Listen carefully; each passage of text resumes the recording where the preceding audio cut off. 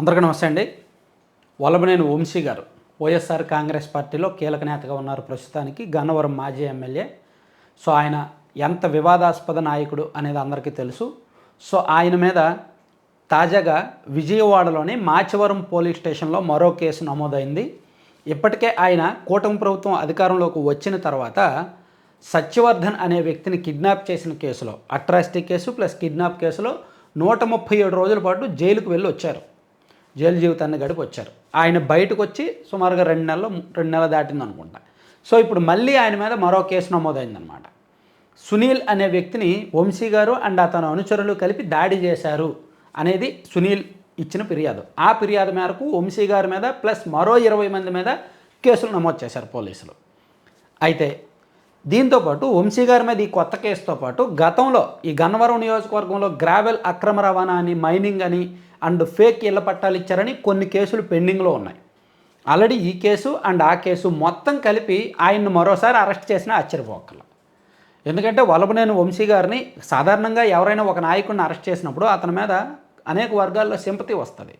వంశీ గారిని అరెస్ట్ చేసిన తర్వాత మేబీ ఆయన అనుచరుల్లో సింపతి, నియోజకవర్గంలో కొన్ని వర్గాల్లో సింపతి వస్తే వచ్చింది, కానీ తెలుగుదేశం పార్టీ వాళ్ళలో సగటు టీడీపీ కేడర్లో ఇంకా కసి చల్లారట్లా.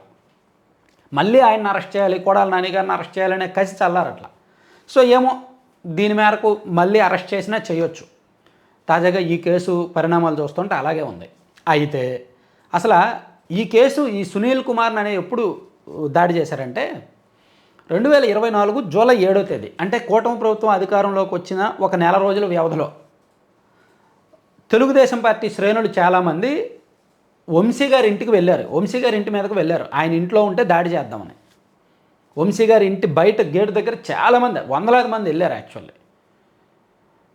అప్పుడు వీళ్ళే ఆయన మీద దాడికి వెళ్ళారనేది అక్కడ ఉన్న సారాంశం. కానీ ఇప్పుడు కేసు ఏంటంటే వంశీ గారే వీళ్ళ మీద దాడి చేశారని, ఆ సునీల్ అనే వ్యక్తి మీద దాడి చేశాడని. ఇది తప్పు కదా, అదేంటి వీళ్ళే కొట్టడానికి వెళ్ళి తిరిగి వీళ్ళే కేసు పెట్టడం ఏంటి అని మీరు అనొచ్చు. తప్పు కదా అని అనొచ్చు. మేబీ ఇందులో జరిగింది ఏంటో, వాస్తవం ఏంటో పోలీసు దర్యాప్తు తర్వాత వాస్తవం బయటకు వస్తుంది. నేను ఇక్కడ తప్పులు జడ్జిమెంట్ ఇవ్వదలుచుకోవాలి. కానీ గతంలో రాజకీయంలో ఎలా జరుగుతున్నాయని గుర్తు చేయదలుచుకున్నా. ఎర్రగొండపాలెంలోను, పొంగనూరులోని, కల్లూరులోను చంద్రబాబు నాయుడు గారు ప్రతిపక్ష నేతగా ఉన్నప్పుడు వెళ్తే ఆయన మీద రాళ్లదాడి చేశారు. వైఎస్ఆర్ కాంగ్రెస్ పార్టీ వాళ్ళు చంద్రబాబు గారి మీద రాళ్లదాడి చేశారు. ఆ వీడియోలు ఇప్పటికీ మీకు సోషల్ మీడియాలో కనిపిస్తాయి. తిరిగి ఆయన మీదే 307 కేసు పెట్టారు కదా, గుర్తుంది కదా. సేమ్ ఇది అటువంటిదే. సో అంటే అధికారంలో ఉన్న వాళ్ళు అధికారాన్ని ఏ విధంగా వాడుకుంటున్నారు రాజకీయ కక్ష సాధింపుల కోసం అనేదానికి ఈ కేసులన్నీ ఒక ఉదాహరణలు. ఇది తప్ప ఒప్ప అనేది ప్రజలు డిసైడ్ చేస్తారు.